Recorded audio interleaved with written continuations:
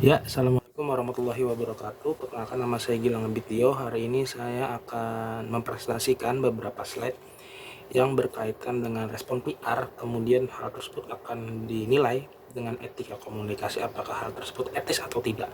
Dan dalam hal ini saya memilih kasus korupsi Pertamina, di mana korupsi Pertamina ini menimbulkan dampak pada citra perusahaan yang akhirnya harus melibatkan PR dalam menentukan bagaimana statement-statement yang akan keluar ke masyarakat melalui media. Nah, hal itu yang akan kita tentukan apakah etis atau tidak satu dari beberapa pernyataan yang dikeluarkan oleh pihak Pertamina. Terima kasih. Ya, kita ke slide pertama. Slide pertama ini berisi tentang kasusnya itu sendiri, bahwa betul memang terjadi sebuah kasus korupsi di tubuh Pertamina yang periodenya sekitar 4 tahun atau lebih. Hal ini menyebabkan kerugian pada negara yang diungkapkan oleh Kejaksaan Agung sampai saat ini adalah sekitar 900 sekian triliun, bahkan hampir 1000 triliun. Nah, hal ini menyebabkan bukan saja kerugian pada negara, tapi kerugian pada perusahaan Pertamina itu sendiri. Nah, hal ini yang kita akan bahas di slide berikutnya. Ya, di slide ini kita melihat dampak dari kasus yang sudah diterangkan sebelumnya, bahwa bukan hanya Pertamina yang mengalami kerugian secara finansial, tapi juga secara kerugian secara citra di masyarakat, bahwa Pertamina tidak lagi memiliki kepercayaan di masyarakat seperti sebelum kasus ini terjadi, di mana banyak sekali akun-akun sosial media yang mulai menyuarakan secara terang-terangan untuk tidak membeli bensin di Pertamina, melainkan di Shell. Kemudian mulai ada perbandingan satu dengan dua hal yang terjadi di dua SPBU tersebut.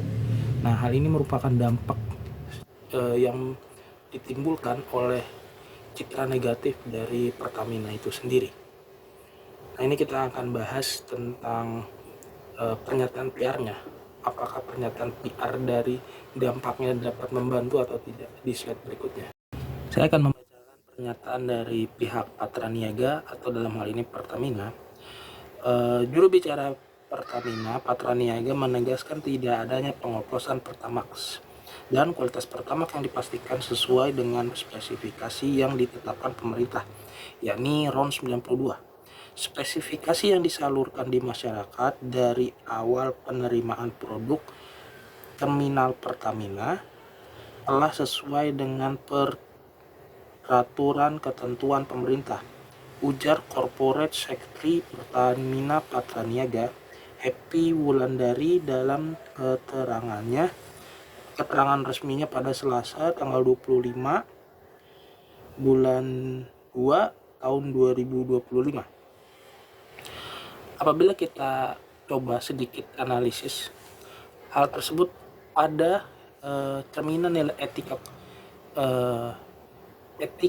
PR atau etika komunikasi tidak termasuk dalam hal yang etis, sebab pernyataan tersebut tidak menunjukkan transparansi yang sebenarnya terjadi, karena ada juga dari pihak Kejagung yang mengungkapkan bahwa telah terjadi pengoplosan atau blending, sehingga RON yang tidak sesuai digunakan pada jenis bahan bakar tertentu dan tidak menunjukkan akuntabilitas, serta lebih mengarah pada defensif atau mempertahankan argumen tanpa melihat argumen bandingan yang lain.